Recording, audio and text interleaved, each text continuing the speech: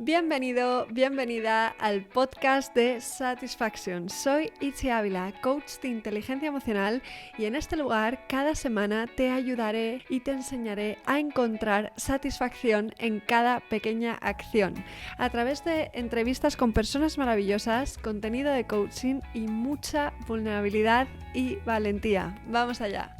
Hoy tengo el placer de presentarte a Claudia Traisac, una de mis mejores amigas desde hace más de una década, amiga del alma, sensibilidad pura y artistaza a todos los niveles.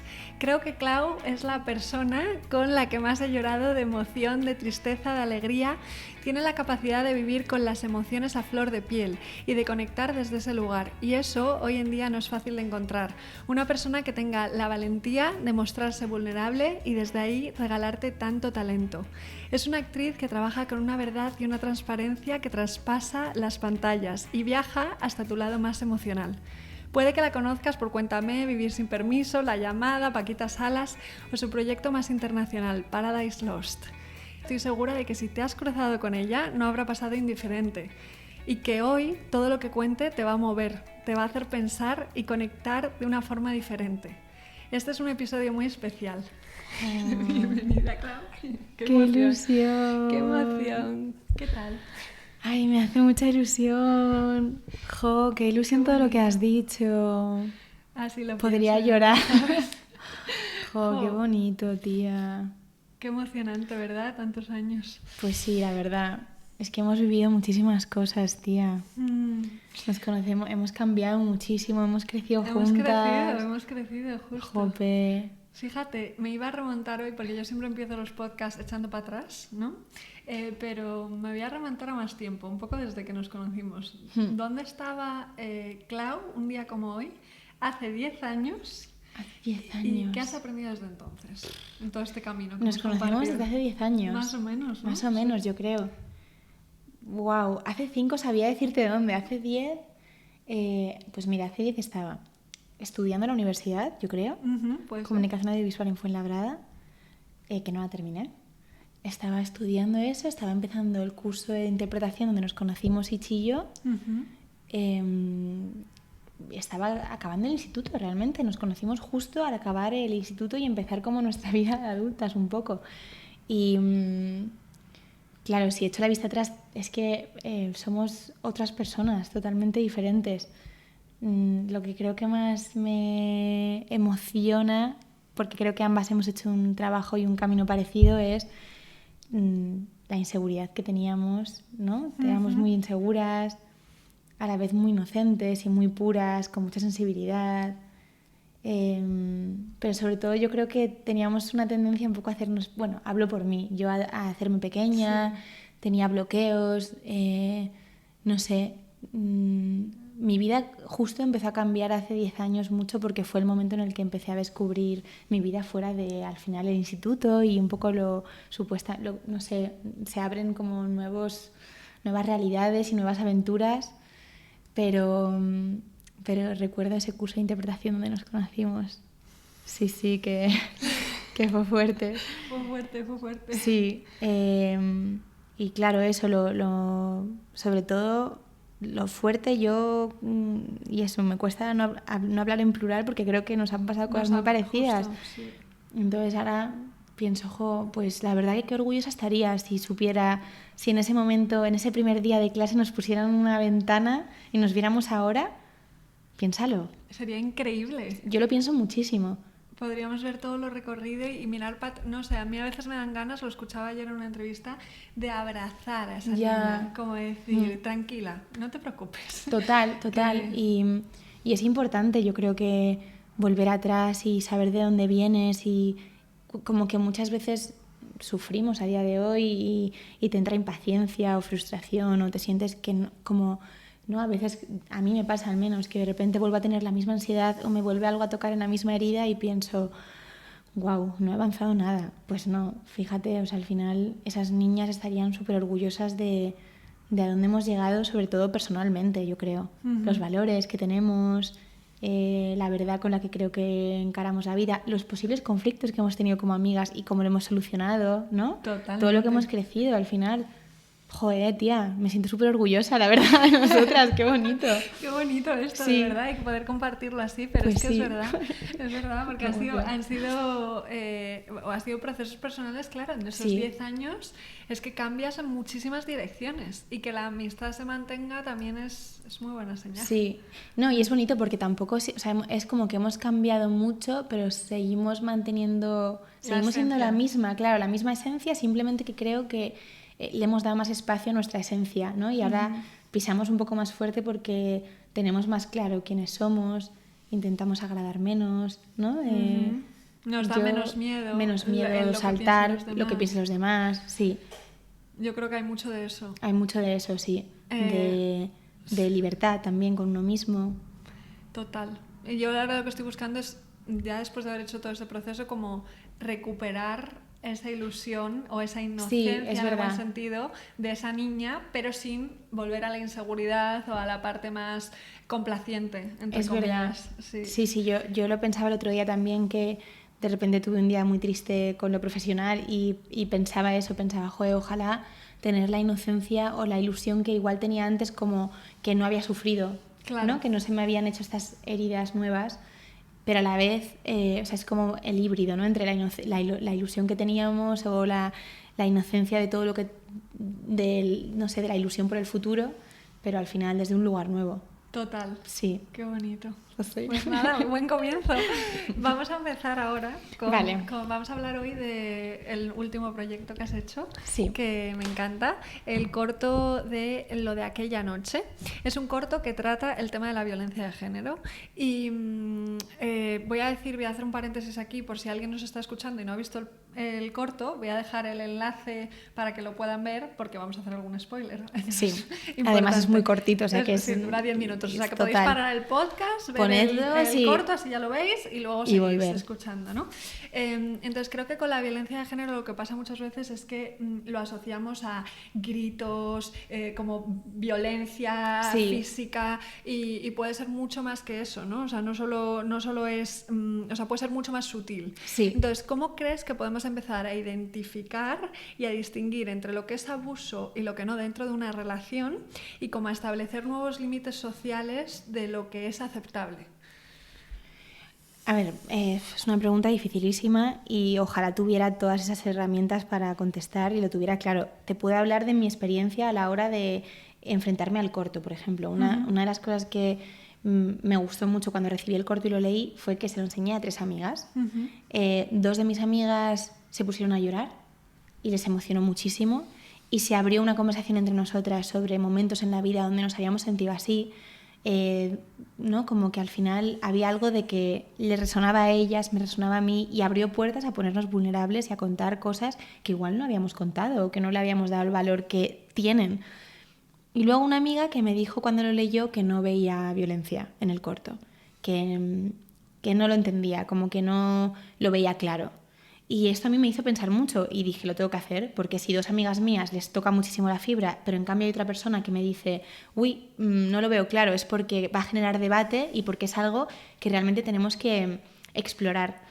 Entonces, cuando vi que había perspectivas diferentes en cómo amigas mías que quiero mucho y que son muy diferentes, pero que también tienen cosas muy similares, recibían el corto, pensé que iba a generar debate y que era muy importante poner esta conversación sobre la mesa y hacer estas preguntas.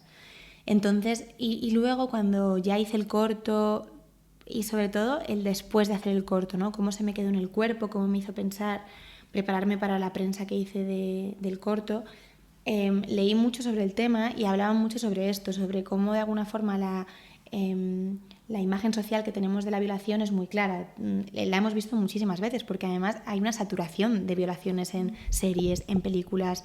Es un tema como muy recurrente y que se ha normalizado bastante. Pero bueno, todos tenemos esa imagen como de la violencia, de lo obvio. Pero ahora lo que tenemos que también empezar a explorar y yo creo que traer esta conversación a la sociedad es a chequear cosas que se daban como normales antes y que no son normales, ¿no? Y hablar de lo sutil, de cómo la comunicación puede dar lugar a un abuso, como una comunicación tóxica. Al final, aprender también a identificar cuándo nos sentimos bien y no, por qué hacemos las cosas que hacemos, ¿no? había una cosa que leí que me pareció súper, no sé, importante, que era que decía que cuando tú, por ejemplo, dices que quieres algo en una relación sexual, o no decir esto, quiero esto o no quiero esto, como por ejemplo en el corto que Diana dice, no me muerdas, tengo frío, quiero salirme de la piscina, ¿no? Como que hace externo de alguna forma su deseo, aunque no diga un no claro. Cuando la otra persona reacciona con indiferencia, hay un abuso. Y a mí esto me parece que ojalá me lo hubieran dicho de adolescente. Total, qué importante. Total, o cuando, por ejemplo, alguien sientes presión por hacer algo, ¿no? Como, es que si no hago esto, igual se enfada mi novio o mi novia, o no sé, o tengo que hacer esto para complacer a alguien, o porque quiero estar en la expectativa. Como siempre, hacer algo que realmente tú no sientes y que estás haciendo por el miedo a la reacción, también se generan relaciones de abuso desde ahí, ¿no? No sé, yo, bueno, por suerte no he vivido cosas muy traumáticas, aunque, bueno, creo que casi todo el mundo ha vivido experiencias delicadas con estos temas, pero sí que otra cosa que me gustó mucho pensar y entender a raíz de hacer el corto fue que tú puedes parar también en cualquier momento y no tienes que sentir presión. Es decir, que el consentimiento y que lo importante en una relación sexual está en el deseo y en el disfrutar mutuo. Y en el momento en el que alguien quiere parar o simplemente no quiere hacer eso, como que nadie te puede forzar. Y yo a veces me he dado cuenta que he aceptado eso como norma, ¿sabes? Como el decir, a ver cómo... O he recibido, pues sí, me lié con este chico y empezamos a besarnos pero yo me rayé y no quise parar, y que un amigo mío me dijo, ojo, pues debe estar enfadado porque, claro, en plan, calentándole toda la noche, y es Fíjate, como... qué creencias. Y esto me lo ha dicho un amigo mío al que adoro y respeto muchísimo, pero me lo ha dicho hace, pues cuando fuera, ¿sabes? Como que no es hace tanto. Y no sé, son al final reacciones que tenemos muy asumidas y muy aprendidas y que hay que reinventarnos. Claro. Que es un poco esa idea de que consiento hasta que dejo de consentir. O sea, claro. que porque te haya consentido o porque haya consentido que ocurra una cosa en un momento determinado, si luego me deja de gustar o de apetecer o de... hasta aquí. Claro, ¿no? Y no se puede convertir al final en la norma del por qué haces las cosas que hacen. Y yo creo que también hay mucho de aprender a identificar si estás haciendo lo que quieres. Que eso es que casi siempre ese es el primer paso, ¿no? También de autoconocimiento, de decir, claro.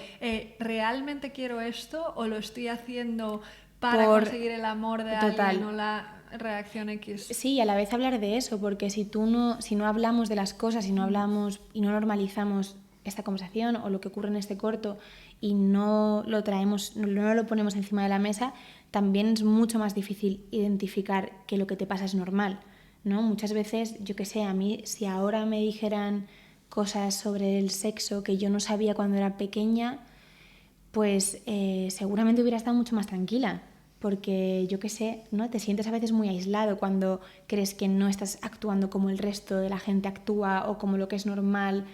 Por eso hay que romper el silencio y hablar de estos temas y contar experiencias para que sirva como un paso adelante para cambiar las dinámicas que están como súper arraigadas. Totalmente. A mí una de las cosas que más me gusta de este corto es que se ve mucho eso que pensamos y no decimos. Sí. Como se ve en los diálogos internos, al final yo creo que parte del problema es que hay muchas cosas que pensamos, ¿no? que desde ahí podríamos identificar qué queremos, qué no queremos, etcétera, pero que no las compartimos. Entonces total. Eso como que complica bastante muchas veces las relaciones. No, total. Y al final, esto es algo que hablamos mucho nosotras, la vulnerabilidad sigue siendo como una asignatura pendiente, ¿no? Entonces, ¿por qué crees que nos cuesta tanto hablar de lo que sentimos? ¿Y cómo crees que hablar de estas cosas podría ayudar a transformar relaciones tóxicas en relaciones sanas? Bueno, yo creo que al final la comunicación vulnerable es la única salida, yo creo que para desenredar todas estas dinámicas de dolor y de abuso que se puedan generar. Es fundamental aprender, porque a mí a veces me cuesta muchísimo hablar desde lo vulnerable. Bueno, yo creo que da mucho miedo, el rechazo da mucho miedo, lo que hablábamos de quedarte fuera de lo que es supuestamente normal, ¿no? Y y salirte un poco de esta dinámica que hay ahora de que todo está bien y que todo se mide por éxitos y que tienes que ser fuerte, ¿no? Como que da casi más miedo de repente romper esa norma y decir, pues a mí me pasa esto, ¿no? Yo creo que da mucho vértigo. Pero es que es la única forma. En este corto, a mí también es lo que más me atrajo del corto, que al final ves muy clara la relación entre lo que cómo puedes tener un miedo y al no contárselo a la otra persona y poder como desahogarte, se genera un enredo mental que acaba haciéndote como te acaba haciendo mover por cosas como el poder, el ego, la inseguridad, en vez de simplemente, pues bueno, contar lo que te pasa, abrirte, poder también apoyarte en la otra persona, poder, no sé, al final tener un intercambio donde los dos crecer. Y sí, yo creo que es lo más interesante del corto, que al final la comunicación tóxica es lo que crea este tipo de dinámicas, y que si todos habláramos desde la vulnerabilidad sería todo mucho más fácil, porque anda que no hay muchísimas veces malentendidos porque piensas que alguien está pensando cuando en el fondo está sintiendo lo contrario pero no se atreve a decirlo, ¿no? Como que esto pasa día a día, aunque simplemente yendo al supermercado. Total, pasa todo el rato. Claro, sí. Y en este caso, que es una relación además de un chico y una chica joven, pues claro, en una relación de pareja ya tendría que ser como el objetivo, que realmente la comunicación esté basada en que los dos se puedan poner vulnerables y que desde ahí todo empiece a fluir, haya un consentimiento y haya un respeto por los deseos de cada uno, ¿no? Eso es. Fíjate, has dicho una cosa interesante, ¿no? La comunicación tóxica, yo creo que muchas veces la asociamos a los insultos. De nuevo, un poco lo mismo que con la violación, ¿no? A los insultos, a los gritos. Y yo creo que gran parte de la comunicación tóxica está en lo que callamos. Total. Porque ahí es donde nos empezamos a contar historias de lo que, pues como pasa en el corto, ¿no? De lo que es, de lo que deja de ser, de lo que... Y empiezas a tener que adivinar lo que el otro está pensando. Justo. Y haces al final, ¿no? Como se dice suposiciones, iba a decir en inglés. Sí. Suposiciones, ¿no? De esta persona debe estar pensando, y al final acabas como alejándote totalmente del otro, porque tú tienes una idea preconcebida por tus vivencias, pero claro, el otro pues igual también está viviendo una cosa diferente. Como que yo creo que es un poco la única forma que tenemos de crear una sociedad y que la gente viva también más tranquila, es comunicarnos vulnerable, porque es que cuando lo haces, cuando lo pones en práctica, las relaciones cambian. A mí me pasa a diario. Es muy difícil aplicarlo en tu vida personal, con tu familia, con tus amigos, y cuando lo haces y cuando pides ayuda y cuando explicas de una forma esto me genera esta inseguridad o me da miedo, como cuando empiezas a soltar eso, todo fluye y todo, pase lo que pase, va a haber una consecuencia que va a ser directa a ponerte vulnerable, por lo que te vas a estar respetando, pase lo que pase, ¿sabes? Justo. Aunque pierdas a esa persona, aunque en este caso, imagínate, no se entiendan Diana y su novio, lo que sea, pero va a haber una consecuencia real, que no va a ser al final, no sé, basada en lo que piensa cada uno de lo que el otro está pensando y en pretender, ¿no? Que nada real. Claro, o sea, eso me encanta lo que acabas de decir, porque nos cuesta mucho la vulnerabilidad, pero es al final lo que abre como la puerta a la conexión. Claro. A que se dé, ¿no? Porque incluso en el corto, en cuestión de 10 minutos, que es lo que dura, pero que como mucho es una noche, o sea, no es más. Sí, nada. Es un momento, ¿no? Tu personaje pasa de en sus pensamientos decir algo así como no cierres los ojos, que esto es bonito, ¿no? A de repente ser una pesadilla total. Sí. Entonces, a ti, aun teniendo los mismos miedos, te pongo el ejemplo de que los personajes tengan los mismos miedos, las mismas inseguridades, que el chico tenga celos o piense que están pasando cosas que no son, ¿cómo te gustaría que hubieran resuelto el conflicto? Pues bueno, a ver, para empezar creo que, por ejemplo, bueno, empezando por el personaje de Joel, se llama, Javier, que es un actor que me hizo sentir súper bien, la verdad, en escena, y que me lo pasé increíble con él trabajando. Bueno, yo creo que su personaje en ese sentido, pues claro, empieza a sentir inseguridad, esa inseguridad se convierte en celos, ¿no? Porque al final el primer pensamiento que le lleva a los celos es: la quiero muchísimo, igual me he pasado, igual es demasiado, ¿no? Como que hay un miedo a igual no me quiere tanto, igual yo la quiero, ¿no? Como que todo es un poco una inseguridad, un sentirse pequeño, y de ahí se genera ese pensamiento en una posesividad y en un poder y al final como en casi empezar a besarla y empezar a tener una relación sexual con ella casi para demostrar que la quiere, ¿no? Y, o sea, una cosa súper turbia en lo que se convierte, pero que al final su pensamiento primero es una inseguridad, que si en ese momento él hubiera dicho, joder, me da muchísimo miedo, estoy cagado, tengo muchísimo miedo a mis sentimientos me provocan estas cosas, me cuesta a veces sostenerlos porque me da mucho miedo y me siento muy pequeño, pues seguramente, imagínate, hubiera sido otra noche completamente diferente.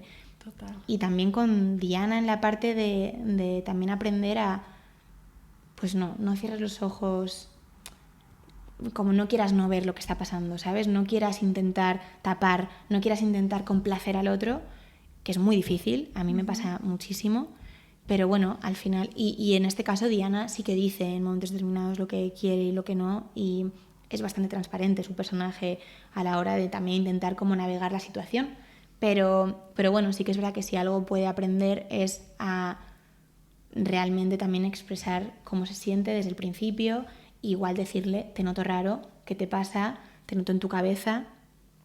Pero bueno, al final es verdad que el personaje de Joel es el que actúa en consecuencia a su comunicación tóxica. Total. Es que al final es lo que decíamos antes, que la comunicación es esencial y es, yo creo, la clave para todas las relaciones, pero no solo está la comunicación entre personas, sino también la comunicación con nosotras mismas, ¿no? Claro. En este caso del personaje. Y creo que nos criticamos mucho internamente, ¿no? Está lo que se llama la voz crítica, entonces está por un lado lo que nos puede llegar a paralizar es por un lado la voz crítica interna nuestra y por otro lado las posibles críticas o el miedo al que dirán, que también puede ser muy paralizante. Tú, ya siendo claro en tu vida personal, ¿cómo sueles lidiar con la crítica, tanto la interna como la que pueda venir de fuera?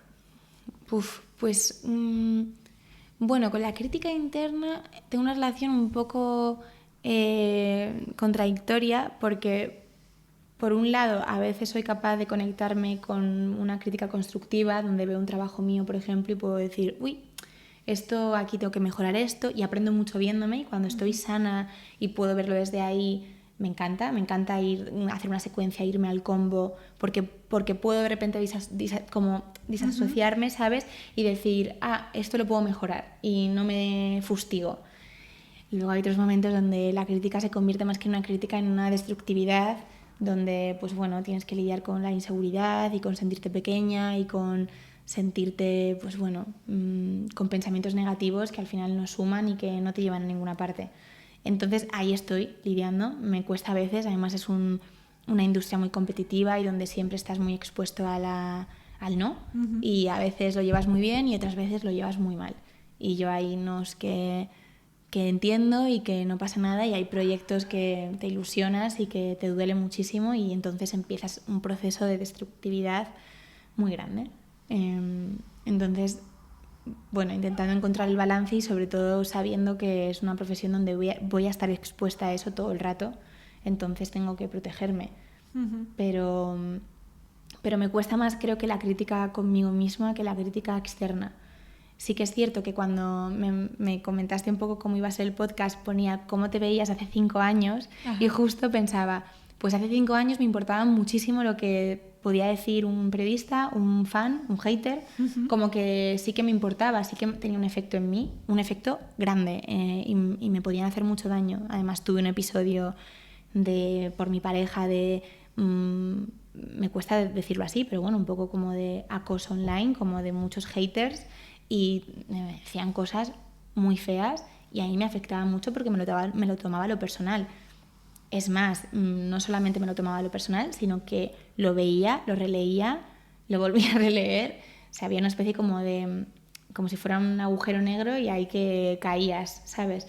Igual que cuando a veces en ese momento pues sí, hacía una obra de teatro como La Llamada o hacía una película, igual sí que me hacía ilusión o me podía destrozar que en una crítica dijeran algo bueno o malo, pero estaba más pendiente.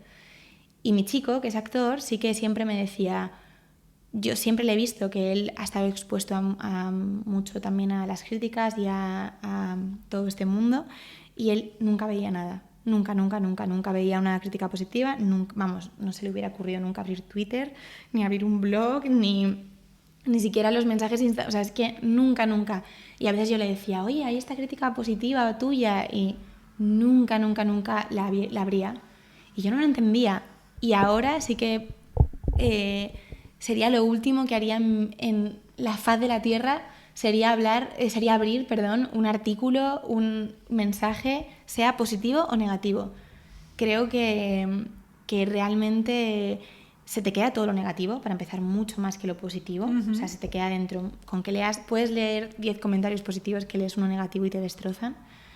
Pero ya no solo eso, sino que también leer las cosas positivas pueden hacer que tu ego se dispare de una forma que no tiene nada que ver con la realidad. Al final, la gente que te tiene que importar es la gente que te conoce y que sabe tu crecimiento personal, tu crecimiento profesional, tus circunstancias. Entonces, mi forma ahora mismo, que estoy mucho mejor que hace 5 años, es completamente no entrar. Y es más, si empiezo a ver algo o me empieza a entrar una ansiedad que no puedo, es como no quiero ver nada, o sea, no me mandéis nada, no quiero ni siquiera leer una entrevista mía, o sea, no quiero porque es muy fácil que se despierte lo que tú llamas la mona. La mona. La mona, justo, claro, la que al final es lo que te lleva a esa crítica destructiva. Claro, es que se mezcla ahí la crítica que viene de fuera y luego al final es la mía la que más me afecta, ¿no? Claro. Y lo que decías es súper interesante, porque si a mí me importan las críticas positivas, si yo les doy valor a esas críticas, por consecuencia también le voy a dar valor a las otras, ¿no? Sí, y al final yo creo que también es cuáles son tus objetivos y a qué le das tu valor. ¿A qué le doy yo valor? Pues en mi profesión, a lo que le puedo dar valor, lo más importante es seguir teniendo trabajo, ¿no? Y bueno, si alguien se emociona o a alguien le gusta mucho lo que haces, que aún así con la profesión de actor muchas veces tampoco eres 100% responsable de estar en un proyecto bueno, un proyecto que emociona, ¿no? Como que es un poco también suerte y que encajen muchos factores, que no solo son tu interpretación, sino que igual tú haces una interpretación increíble en una película que nadie le gusta o que nadie conecta, o sea, que tampoco depende 100% de ti, entonces no te lo puedes tomar tan a lo personal lo que ocurre con un proyecto. Y que, por ejemplo, en mi caso, ahora estoy trabajando, intento trabajar conmigo misma bastante y a veces me cuesta, a que el valor está en tener trabajo y que ahí está lo importante. Yo lo que quiero es ser actriz y por lo tanto quiero seguir teniendo trabajo y eso es lo que ahora mismo para mí es el objetivo. El objetivo no es, al menos intento que no lo sea, que haya una buena crítica o que ya en un caso extremo te den un premio, porque si trabajas de cara a eso, al final realmente estás trabajando desde el ego y para un resultado que tiene que ver con lo externo más que con tu proceso personal y con, ¿no? Entonces yo por eso ahora intento darle valor simplemente a seguir trabajando, y mi forma de defenderme del ego y de la destructividad es no mirar las críticas ni lo que dicen de mí, porque sé el efecto que puede tener, sobre todo para para mi vulnerabilidad. Me puede hacer mucho daño. Justo. Y te puede influir incluso en próximos trabajos. Claro, muchísimo.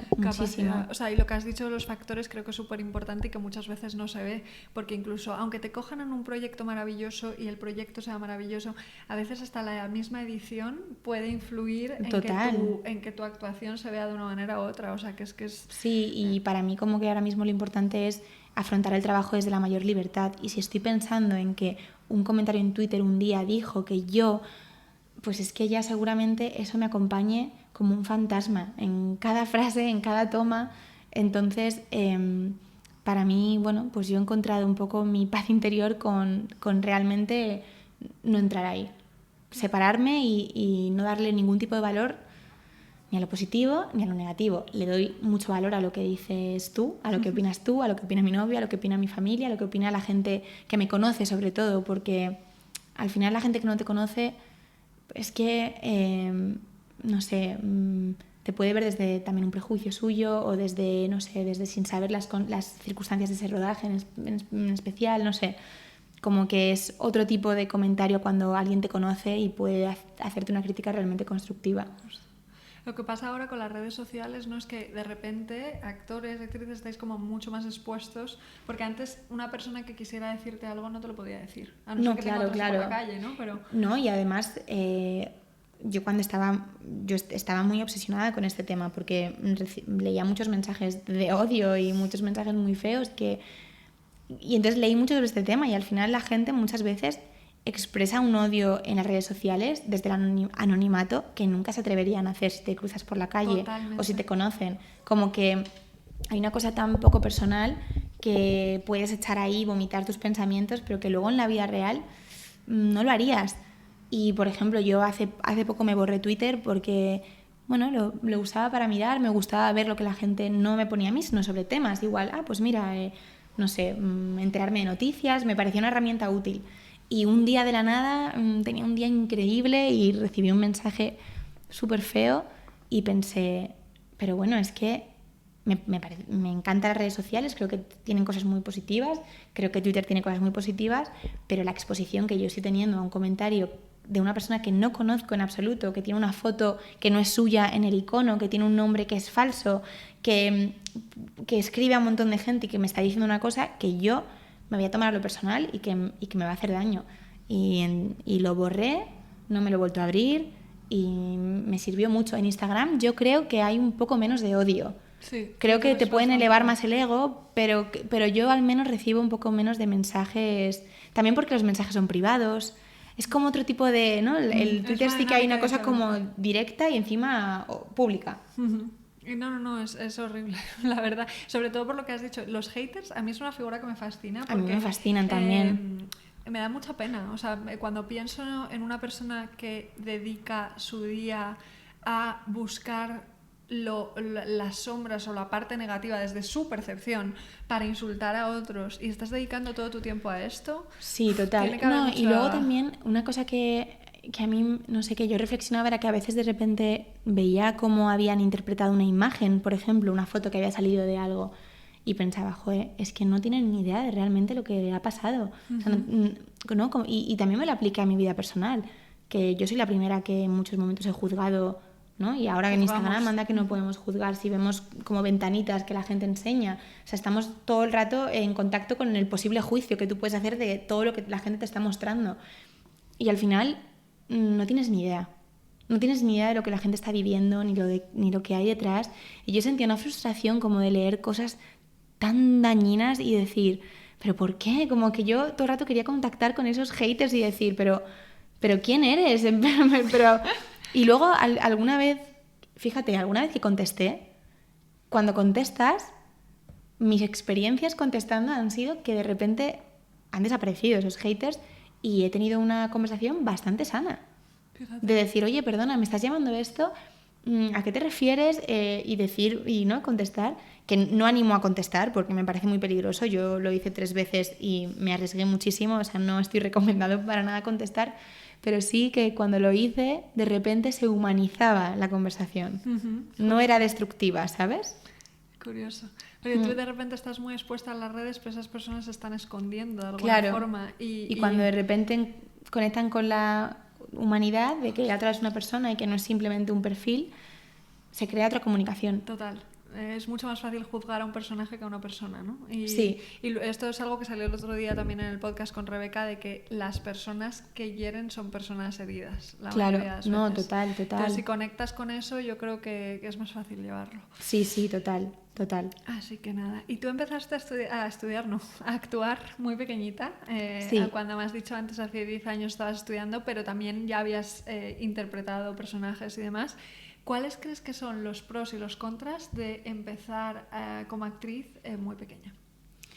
Pues veo muchos más pros que contras, en mi caso, la verdad, por cómo fue también la forma en la que mis padres me protegieron y lo llevaron. Para mí el teatro fue como mi salvación. Ya no te hablo de trabajo profesional, sino teatro en el colegio. Porque, bueno, al final las dinámicas del cole son muy complicadas y las dinámicas que ocurren, claro, sueltas a 30 niños en una clase 8 horas al día, pues hay lo que tú dices, ¿no? Los heridos que hieren, pues ahí hay mucho de eso. Y para mí teatro, como en el recreo, pues era una especie de burbuja donde yo, no sé, daba libertad a mi creatividad, me sentía súper libre, jugaba y empecé a hacer obras de teatro en el cole. Y fueron los profes de teatro los que hablaron con mis padres para decirles que, oye, que lo veían como... Y bueno, yo desde pequeña es que siempre he cantado, he hecho monólogos a mis padres, o sea, siempre, siempre. Y mis padres además se han dedicado al cine, en casa de mi padre, mi madre se sigue dedicando, entonces siempre me han puesto películas, siempre ha estado en mi vida el arte de alguna forma. Entonces era algo muy, muy natural, fue muy natural, y la realidad es que yo siento que me hizo protegerme mucho. Podría ser lo contrario, pero a mí me pasó que tenía una identidad fuera del colegio y fuera del instituto. Tenía mi propia identidad de la que yo me escapaba en un mundo de adultos donde me sentía con mucha libertad y sentía que era como todo me encantaba. Además, me pasó una cosa que fue que me puse un nombre artístico, que eso también me salvó. Había algo como poético en todo. Era como, en el colegio soy Claudia Hernández y cuando dicen Claudia Hernández, presente, Claudia Hernández, un 7. Y luego está Claudia Traisac, que va a rodar y que es como una especie de alter ego que me permitió separarme y a la vez vivirlo como desde la protección. Era la niña y luego en otro lado era, bueno, pues yo jugando desde mi individualidad y dando libertad a mi creatividad. Entonces creo que me trajo cosas buenísimas porque al final tuve un desarrollo individual en un mundo de adultos. Además los rodajes son increíbles, hay una sensación de equipo, de todos a una, al final dependes de todos. Familia, el trabajo del actor y el trabajo de todos depende de cada persona del equipo, porque al final tú entras a un set y la energía de todo el mundo va a afectar en cómo salga una secuencia. Hace poco leí una entrevista de Joaquín Phoenix que lo decía. Y es verdad, dices, es que en esta secuencia me acuerdo que la peluquera y yo nos reímos muchísimo y entonces yo sentí una confianza en mí misma para hacer esa escena, o sea, todo afecta.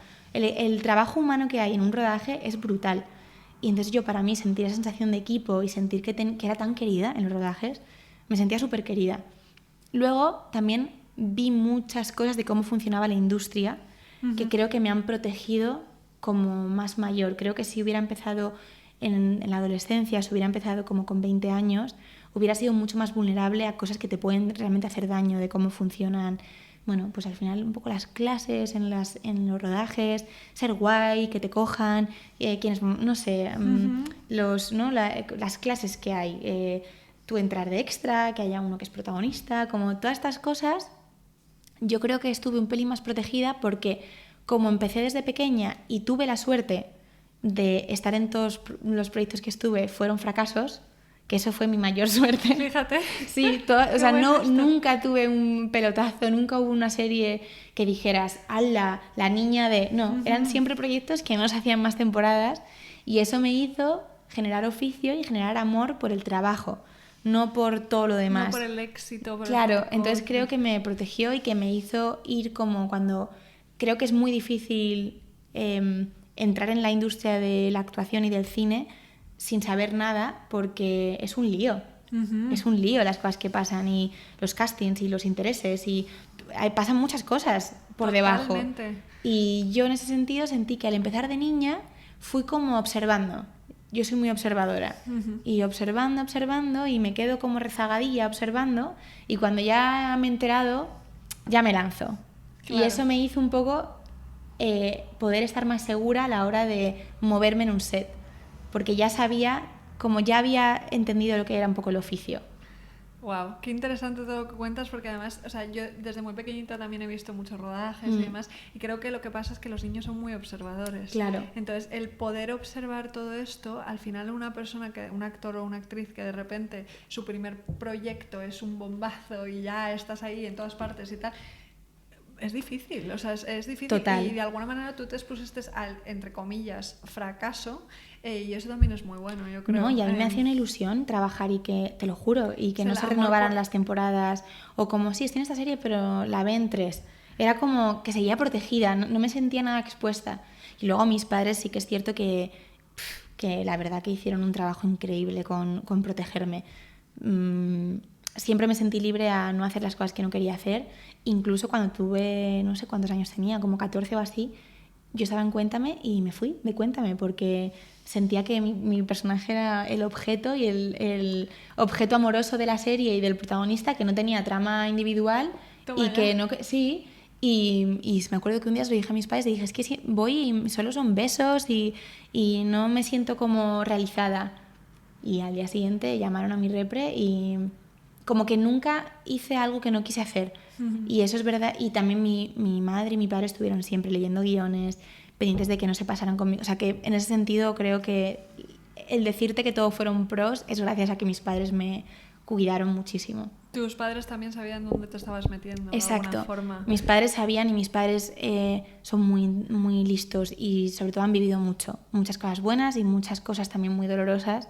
Y yo creo que supieron... Al final, mira, lo que hablábamos de la comunicación vulnerable, yo siento que a mí me ha salvado la vida y me emociona la comunicación vulnerable que he tenido con mis padres, ¿sabes? Qué bonito. Como el poder siempre sentía que podía expresar lo que me pasaba. Y eso es una suerte, ahora me doy cuenta. Totalmente. Y que ellos lo protegían, ¿no? Sí. O sea, que si de repente tú no querías hacer una parte de un personaje o lo que sea, lo iban a defender, ¿no? Sí. Cuando tú a lo mejor de pequeñita no podías defenderlo como Claro, lo defenderías exacto. ahora. Qué bonito esto. Sí. Te voy a trasladar ahora a un momento que sé que es muy especial, que es el momento en el que te dicen que te han cogido en Paradise Lost con Benicio del Toro, con Joss, etcétera, y que te vas a rodar. ¿Cómo fue ese viaje en general, rodar toda esa película, esa experiencia, y qué takeaway te llevas? Bueno, cuando hablábamos de que siento que soy otra persona a cuando nos conocimos, la experiencia que me cambió radicalmente fue esta película, porque fue la primera vez que me fui fuera de mi casa. Bueno, y ahora lo pienso y digo, madre mía, tenía 20 años, sí. Me fui a Panamá sola a hacer una película con 2 actores de Hollywood sin entender nada de inglés. Me acuerdo perfectamente. ¡Qué locura! Bastante bien lo llevé, o sea, madre mía. Hubo momentos, claro, increíbles y luego mucho reto. Yo tenía una inseguridad y un miedo muy fuerte, pero bueno... No sé, también es que esa experiencia fue mágica desde el principio. Yo cuando ya hice el casting es que sentí una cosa que se siente pocas veces, como de, uy, algo ha pasado aquí. Y hice 7 pruebas, lo que también, fíjate, parece que es como, wow, 7 pruebas, pero a mí me hizo saber que era lo que el director quería. Era como, vale, después de 7 pruebas, claramente... Ya está, me has elegido, no voy a estar cuestionando por qué me has elegido, porque has tenido tiempo para arrepentirte.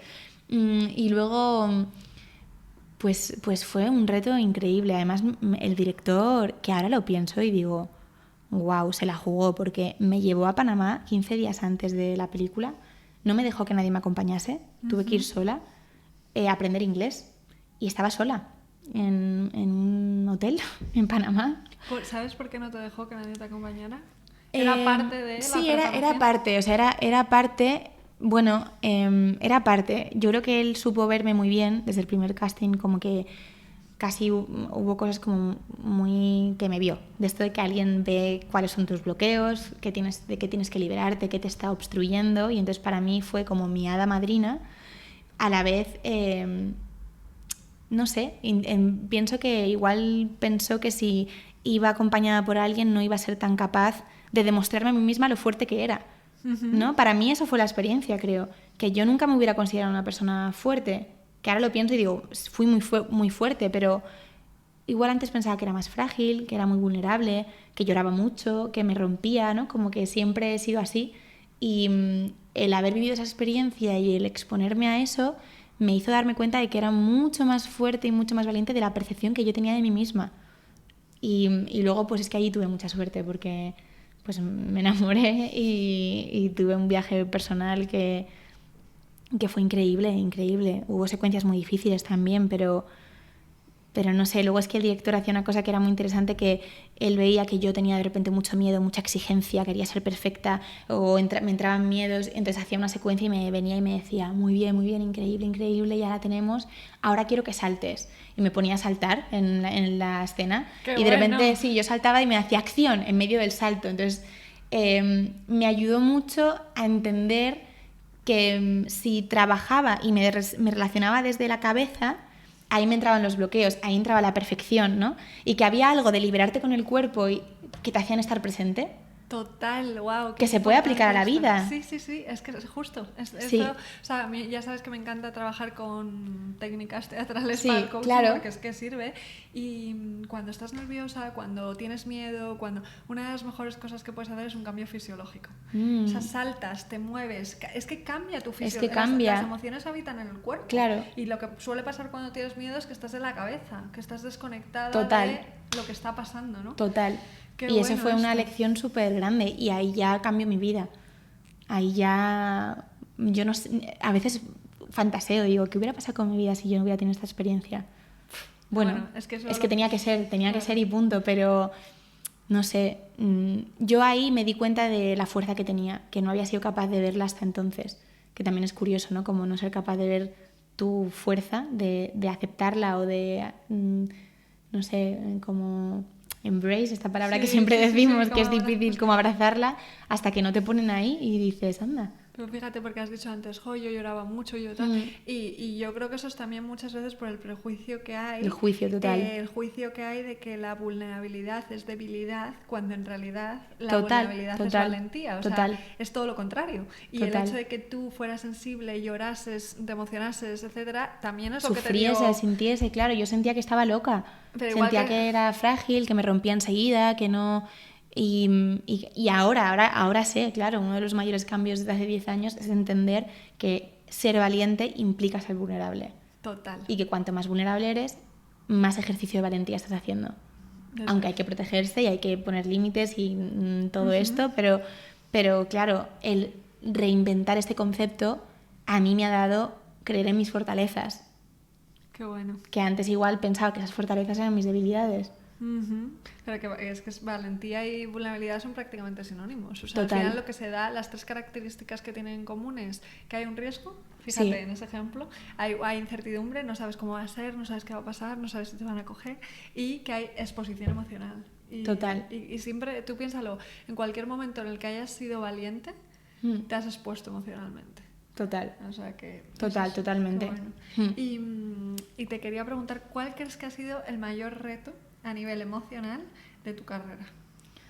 Es difícil. El mayor reto... El mayor reto... Bueno... hombre, para mí, en los momentos donde he pensado que no iba a ser capaz, ¿no? Que es un poco como el momento que he dicho no soy capaz de hacer esto, fue cuando el teatro. Porque como yo he estado desde pequeña haciendo cine y televisión, hay algo del rodaje que lo siento como mi familia, ¿no? Como más zona de confort y es donde me he criado además. Entonces, claro, hay algo como de una naturalidad con el rodaje, con el set, con las marcas, con la cámara.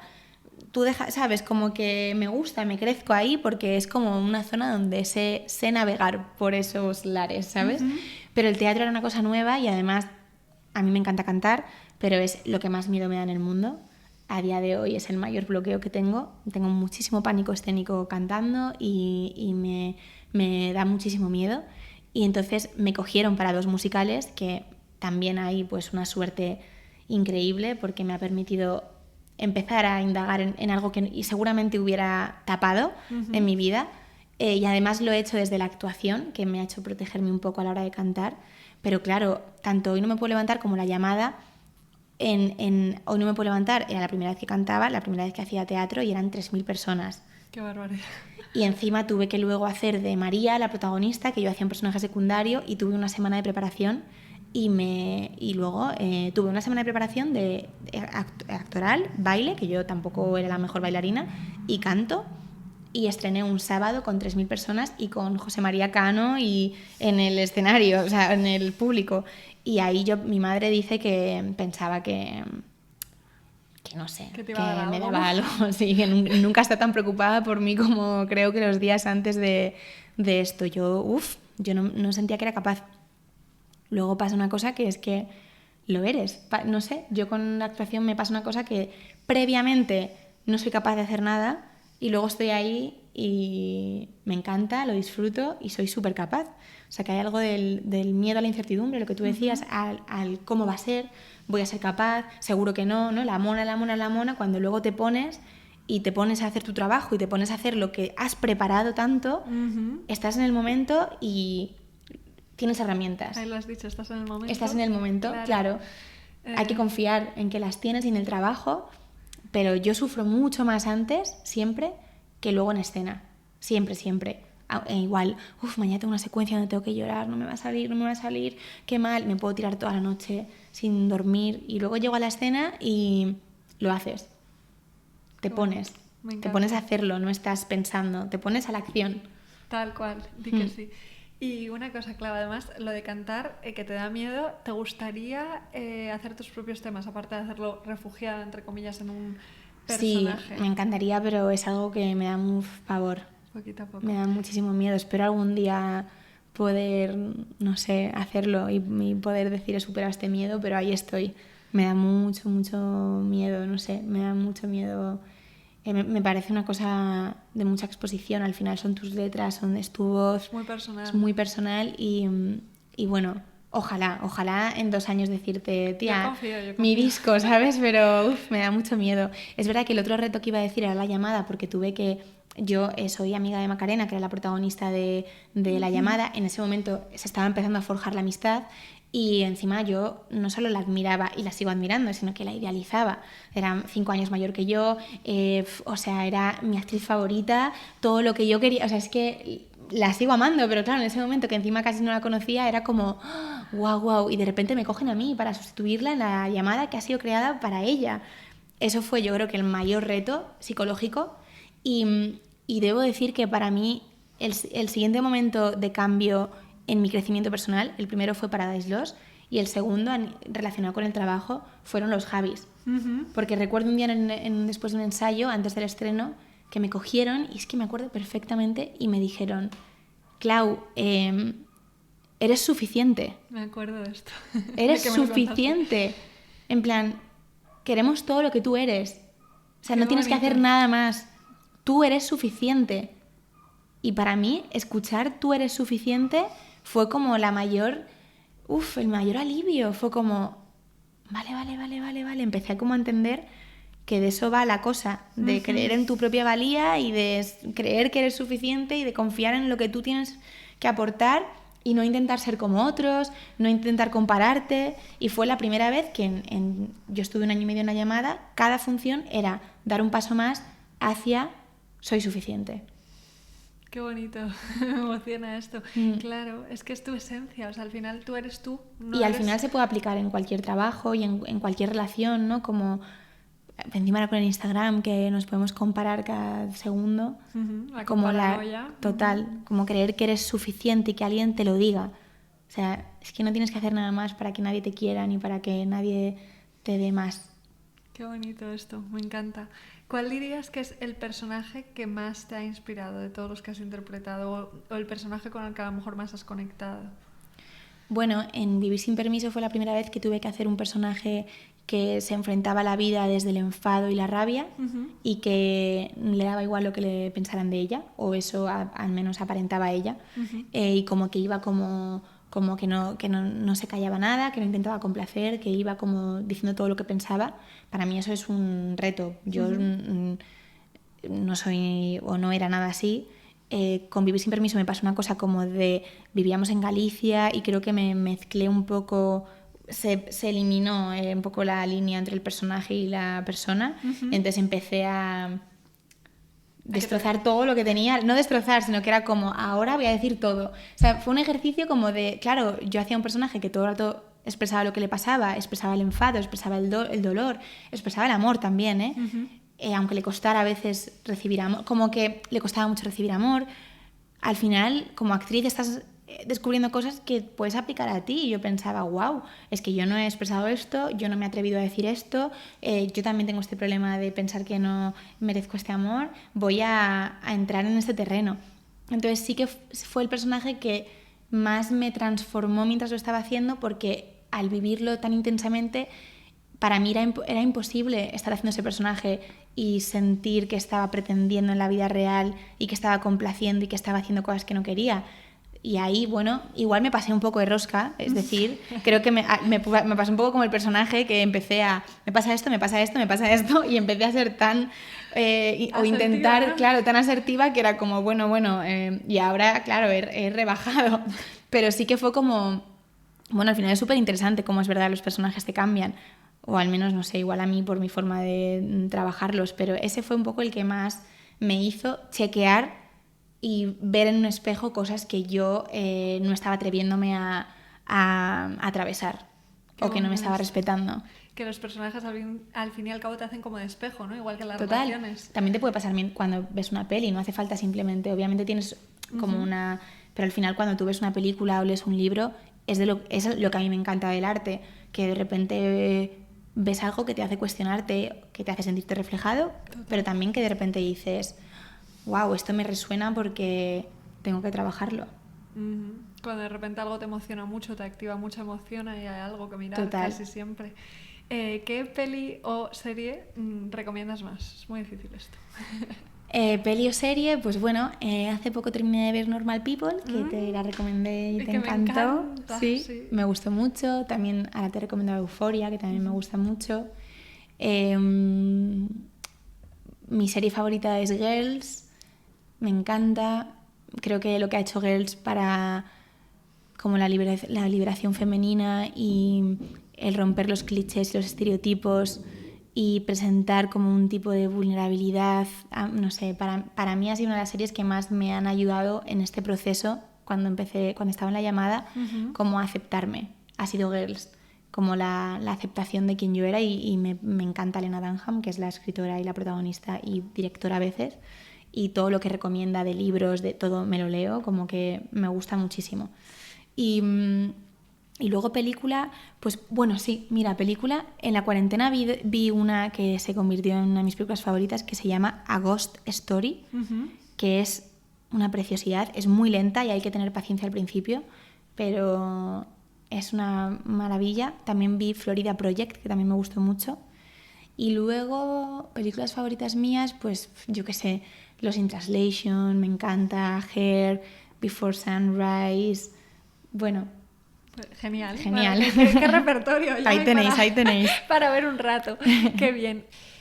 Aparte de cantar, aunque te dé miedo, también pintas. Entonces te quería preguntar qué te inspira, aunque sea en tu intimidad, a cantar, a pintar, a crear. ¿Qué te inspira a hacer tus dibujos maravillosos, por ejemplo?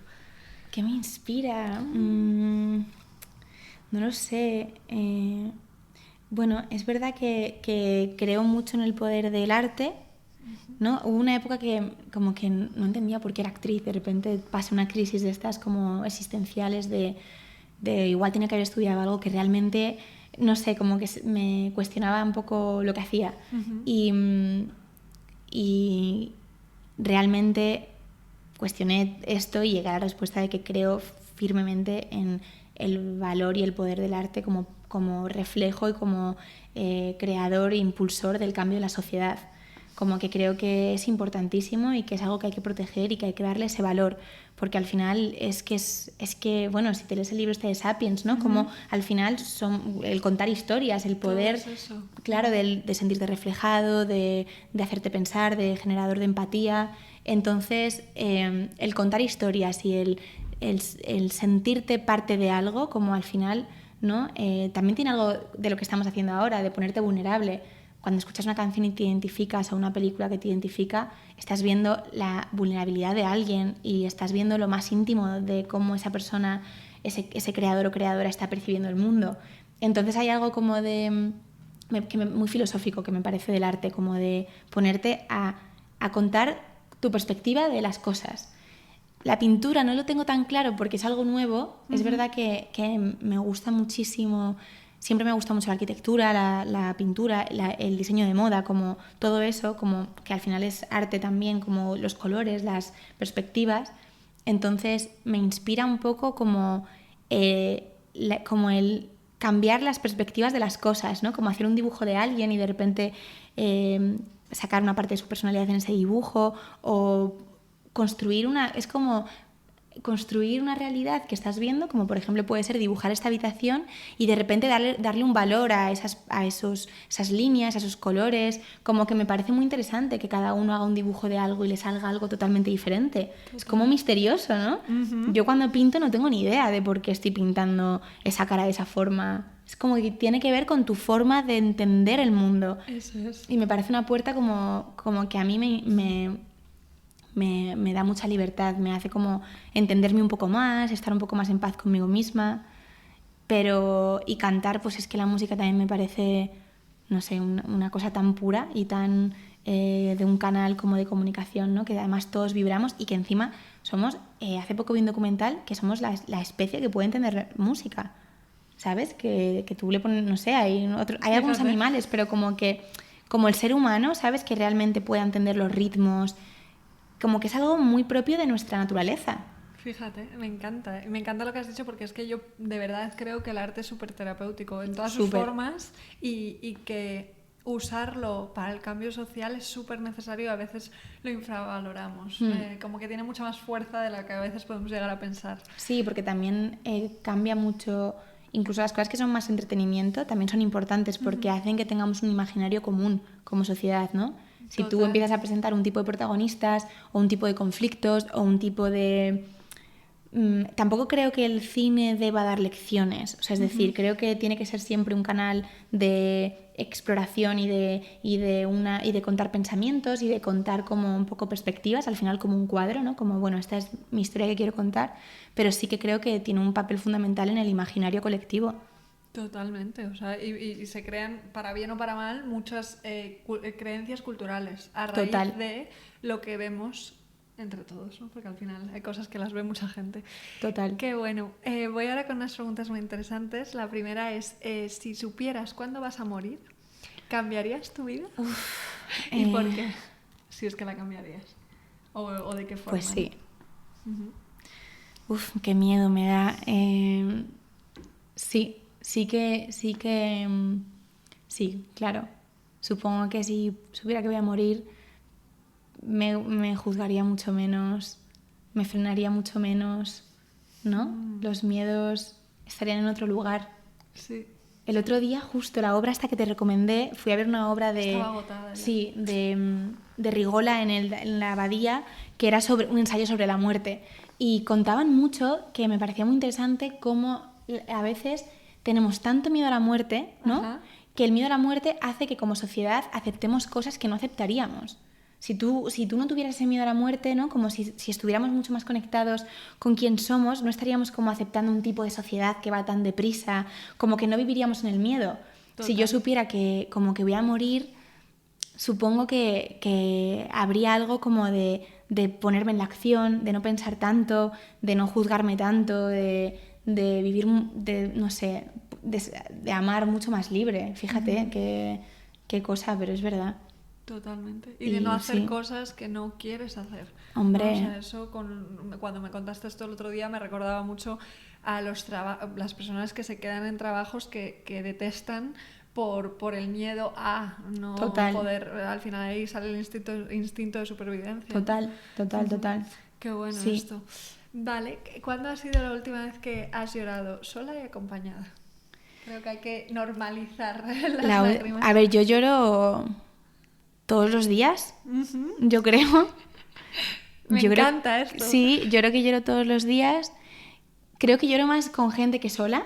Ajá, sí. Interesante. O sea, como que sola igual lágrimas y me emociono y tal, pero como que tengo que estar muy triste. Como que igual cuando empiezo a llorar suelo llamar a alguien o suelo, ¿sabes? Cómo decir...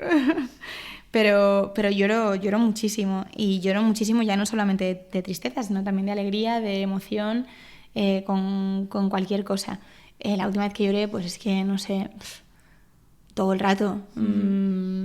Todo el rato, no sé. Bueno, sí que de tristeza el otro día porque justo tuve una mala noticia de curro y fíjate, ese día lloré muchísimo.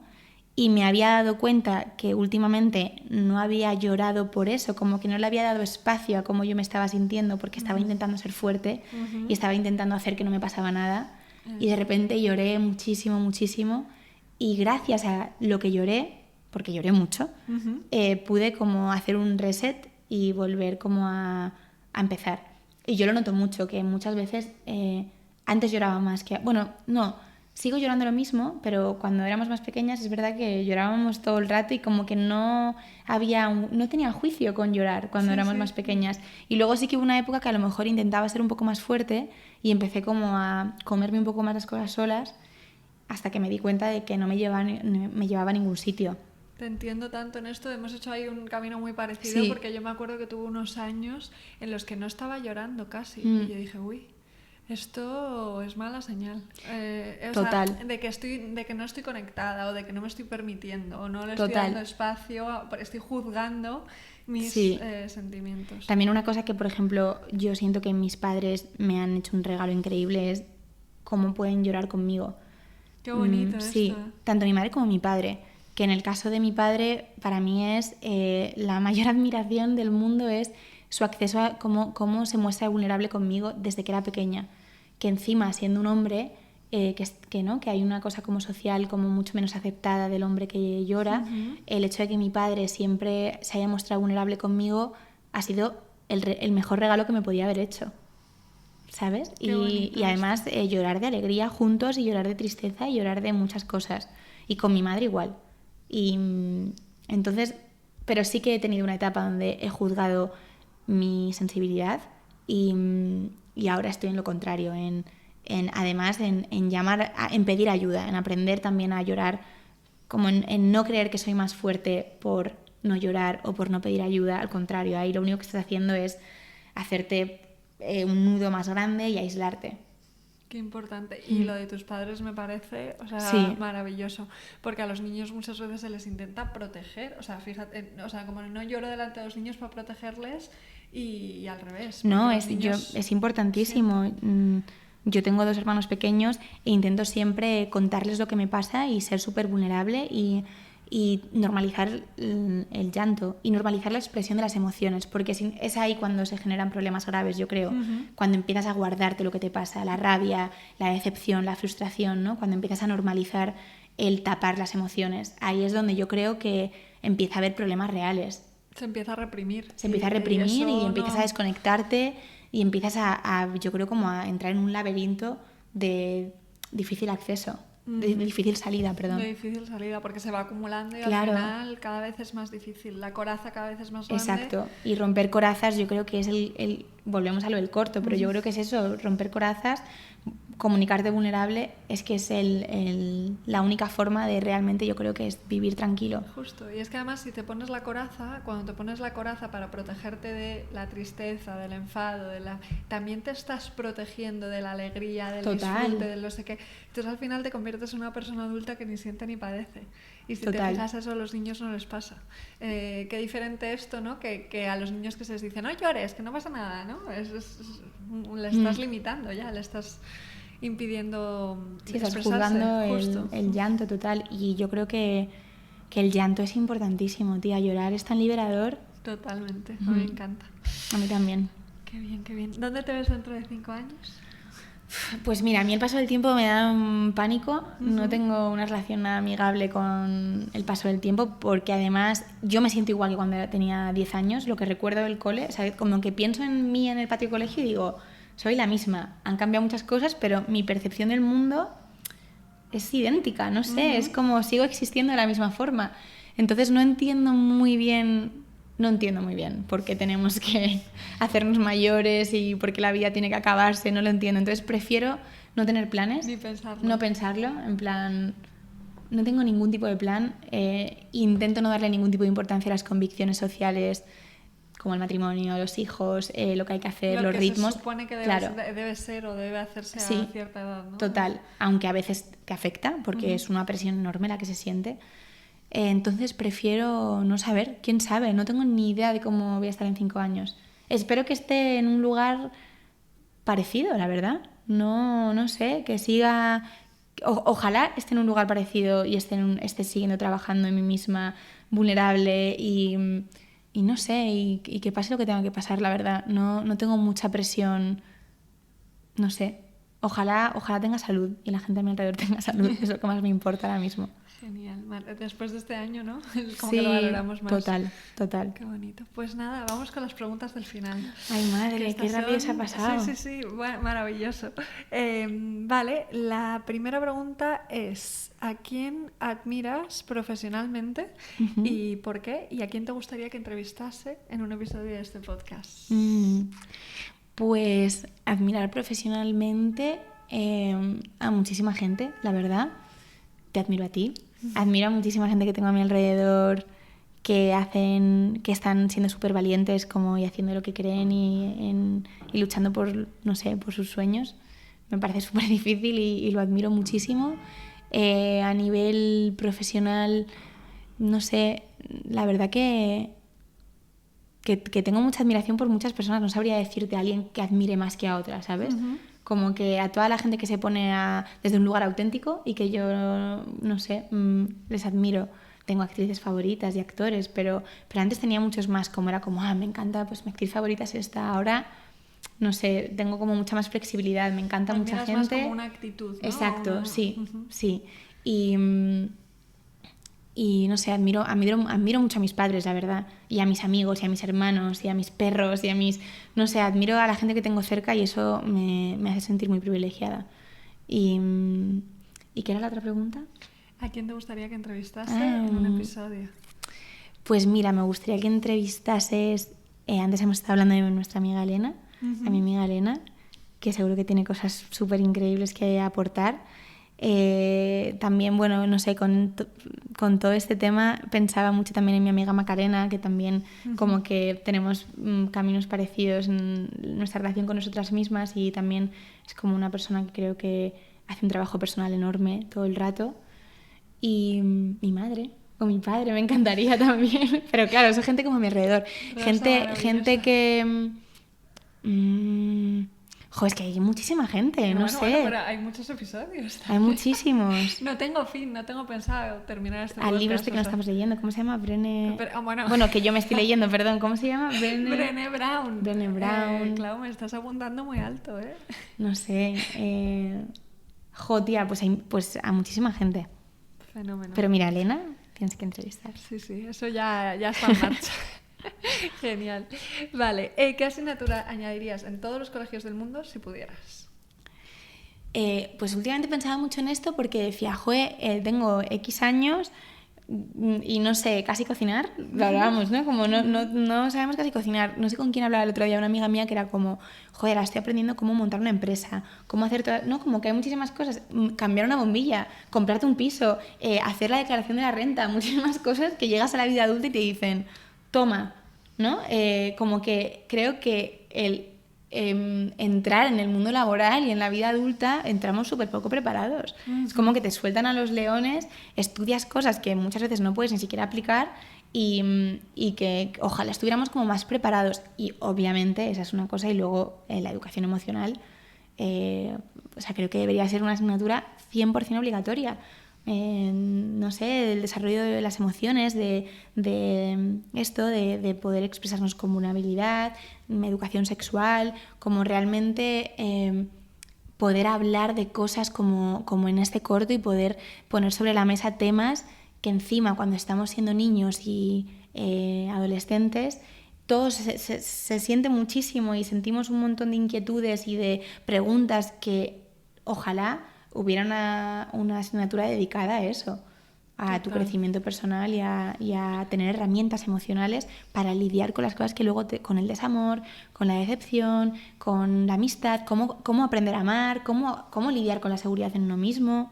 No sé, es que no entiendo que no se esté dando en los colegios. Me pasa igual. No lo puedo entender. No lo entiendo, o sea, no lo comprendo. Es como tan evidente que es indispensable. Es lo único que necesitamos de eso para crear una sociedad mejor en todos los aspectos, luego en el aspecto político, en el cuidado ambiental, en todo. ¿No? En cómo aprender a crear una sociedad que respete la naturaleza, que respete la igualdad, pero si no vamos a los orígenes de los valores y enseñamos a la seguridad, la vulnerabilidad, el respetarte, ¿cómo vamos a...? Pues tenemos lo que tenemos. una ¿Y cómo sociedad le totalmente exigimos, desconectada. justo, cómo le exigimos a una persona adulta, recién adulta, ¿no? Que te lanzan al mundo y es como, ahora necesitas saber gestionar No, todo claro, y no te han enseñado. y no has indagado, no has explorado, depende completamente de que lo hagas en tu familia, con tus amigos, ¿no? Como que tengas la suerte, De que tengas la suerte, justo. de haber nacido en un sitio donde eso se te dé, porque si no, es muy probable que haya cosas que no compartas nunca. Y es una pena, y al final creamos una sociedad como la que vivimos, que está muy desconectada y con una gran falta de empatía. Si no, no pasarían las cosas que pasan. No, fíjate, es que no podría ser. El corto del que hablábamos al principio no sería igual, yo creo.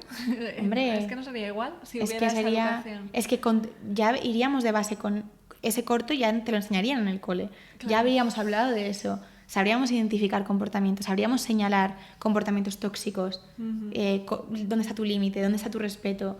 Y entonces, si sabemos respetarnos a nosotros mismos y aprendemos a lidiar con nuestras emociones, aprenderemos a lidiar con las del resto, y entonces se genera una sociedad pues respetuosa y que ahora mismo pues es que da mucho miedo. A mí me da mucho miedo la sociedad en la que vivimos. Y me da mucha pena pensar que el dinero y el individualismo tiene tanta importancia, y creo que tiene que ver con la desconexión. Total, la mayoría de adultos están desconectados. Vale, siguiente pregunta es, si tuvieras que elegir una experiencia de tu vida que te convierte en la persona que eres hoy, ¿cuál sería? Pues bueno, como hemos hablado de muchas experiencias laborales, sí. Y de mi familia, además también mucho de mis padres, para mí una experiencia que me ha cambiado, por ejemplo, hablando de las asignaturas, han sido varios profesores de mi infancia, como por ejemplo mi profesor de guitarra Claudio, que en todo ese torbellino que es la infancia y la adolescencia me hizo, bueno, tanto mi profesor Claudio como por ejemplo mi profesor de literatura Borja, o estos profesores de teatro, ¿no? Como gente en tu vida que aparece como una especie de rama y de espejo que te permite ver quién tú eres y tus posibilidades, que te da fuerza y que te abre mundos. Y al final creo que más que una experiencia es gente, mi amiga Silvia, personas. tú, mi amiga Elena, mi amiga Carla, Salo, como... Sí, las conocí en la universidad o las conocí, pero para mí la experiencia fueron esas personas. Mi relación con la guitarra es mi relación con Claudio, y mi relación con... Y lo que recuerdo del instituto, lo que más recuerdo fue mi profesor Borja y cómo me veía y me hacía verme a mí misma. Qué bonito esto, ¿eh? Entonces, eso es lo que más me llevo. Y también ahora, por ejemplo, teniendo 2 hermanos pequeños, para mí es lo más importante, intentar ser eso para ellos, ¿sabes? Qué bonito eso. Ojalá. Sí, pero es que es verdad, yo creo que todas las personas tenemos personas que, Claro. que han sido lucecitas en el camino, que nos han dado mucha fuerza también por eso que decías, por cómo nos han percibido. Claro. Y han sabido transformar la relación que tenemos con nosotras mismas. Exacto. Qué bonito. Total. Me encanta. Vale. Y al final puedes estar en experiencias aparentemente que sean increíbles y que no encuentres esas personas y que la experiencia se convierta en un horror. En cambio, puedes estar en experiencias que a priori igual es un trabajo normal, igual es simplemente tu día a día, ¿no? Y que tengas a alguien que sea una lucecita, cambia todo. O sea, que no creo que es tanto la experiencia. A veces te vas a un viaje increíble y aprendes menos que... Simplemente, ¿sabes lo que te quiero decir? Totalmente, o sea, es que al final es más las relaciones. Esas relaciones y el nivel de apertura que tú tienes y el nivel de encontrarte con algo que te vea y sentirte percibido.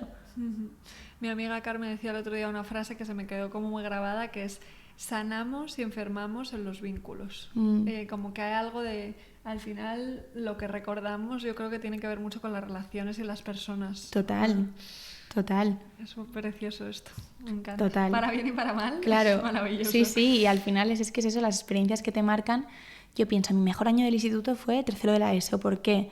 Porque me hice amiga de Silvia y entonces fue una revolución en mi mundo. O este viaje, ¿por qué?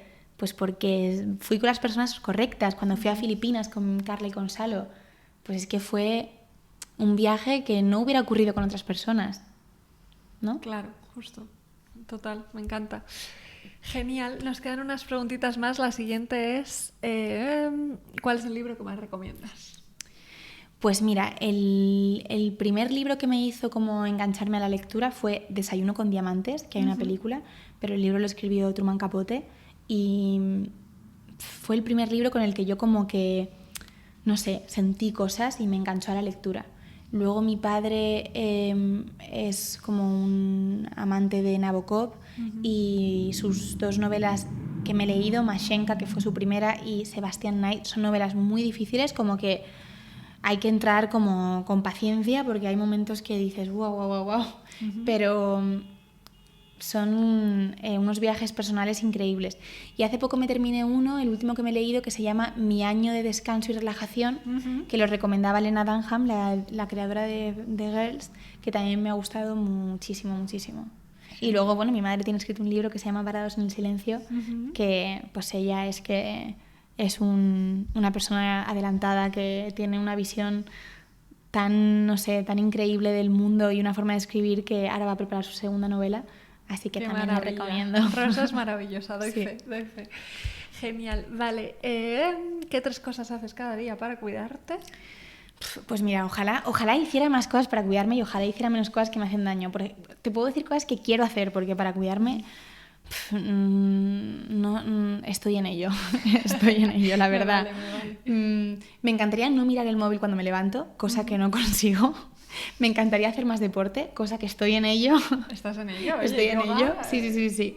Pero bueno, cosas que hago para cuidarme.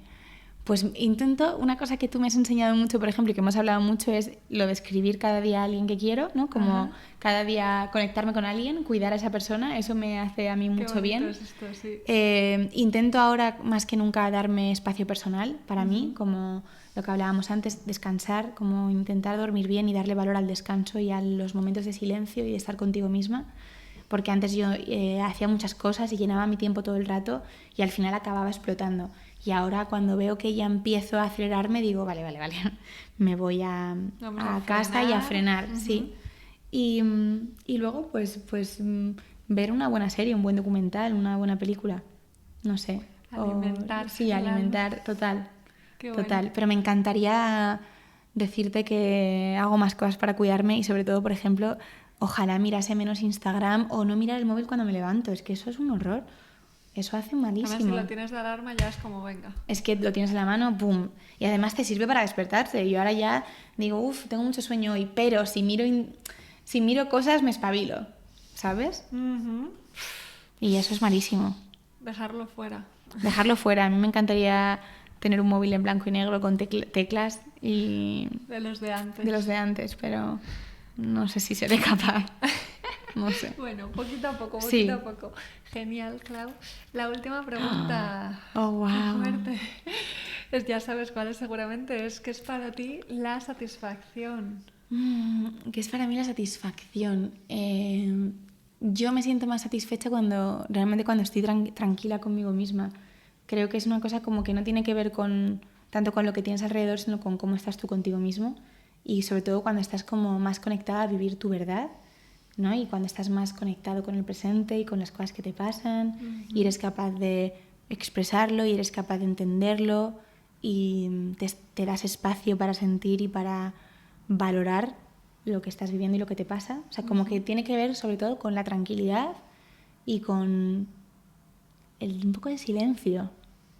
Te entiendo. Un poco como que no haya tanto ruido, ¿no? Que no haya para tanto poder ruido. escucharte a Sí, ti. como poder, esa es la satisfacción, como callar los pensamientos negativos, frenar un poco, ser menos perfeccionista, exigirte menos, esperar menos también, ¿sabes? Como estar un poco como tranquila con el momento en el que estás y percibir... Mira, hace poco mi amiga Carly, muy sabia, mi amiga Carly, me dio yo le decía, tía, tengo FOMO, el FOMO famoso. Sí. Y el Instagram, el Instagram claro. lo genera al 100%. Y yo era una persona con mucho FOMO, que siempre estoy pensando en lo que me estoy perdiendo. Y encima viajo mucho, vivo entre 2 sitios, entonces era como, ¿dónde estoy y dónde podría estar y qué me estoy perdiendo? Y un día mi amiga Carly me dijo, tía, estoy empezando a aceptar, como realmente cuando siento FOMO, aceptar, vale, estoy donde estoy, voy a mirar a mi alrededor, voy a intentar conectar con lo que yo estoy, como entender tu camino, tu experiencia. Y esa frase, fíjate, como de repente mirar a tu alrededor, me hizo un clic y ahora en cuanto empiezo a sentir como esa insatisfacción, esa frustración, ese deseo de estar en otro sitio, conecto con ese pensamiento de, vale, voy como a percibir esta mesa, este micrófono, esta persona, como voy a intentar enfocarme en el presente y en lo que tengo alrededor. No sé. Amar lo que es, ¿no? Sí. O sea, no lo que podría ser o lo que debería ser o lo que... Sí, y como empiece para callar la ansiedad y los pensamientos como negativos y el miedo, como, ¿no? Lo decía también este hombre que también me gusta, ¿cómo se llama? Russell Brand. Sí, como Hoy para sí que eliminar me hace la ansiedad social, ¿no? Como el ponerte entonces en el otro, en el presente, en la acción, en la escucha, como en el presente, en vez de en los pensamientos. Esa es para mí la satisfacción. Qué bonito. Bueno, no tengo Ay, palabras, joder. Clau. Gracias. Me hubiera quedado aquí horas y horas. Es que claro, es como un café nuestro. Claro, es como un café nuestro grabado. Total. Qué ilusión. Total. Ha sido tan bonito. Ay, qué ¿verdad? bien, jo. Gracias de corazón y estoy segura de que va a ser una maravilla. Ay, ojalá os guste. La van a disfrutar mucho. Porque, joder, es que entrevistas a gente tan interesante que aporta tantas cosas Como tú. Pero bueno, y no sé, como que... No sé, me hace mucha ilusión todo lo que haces y te admiro mucho. Claro, qué ilusión, mi amor. Pues nada, tía, Gracias. nos hemos emocionado un Ya está, poquito. Un poquito. Hasta aquí ha llegado la maravillosa conversación con mi amiga Clau. Espero que la hayas disfrutado y te hayas emocionado tanto como nosotras. Y si es así, te animo a que te suscribas en la plataforma en la que nos escuches y a que me dejes un comentario para poder seguir mejorando. La semana que viene, más y mejor, mucho amor y satisfacción.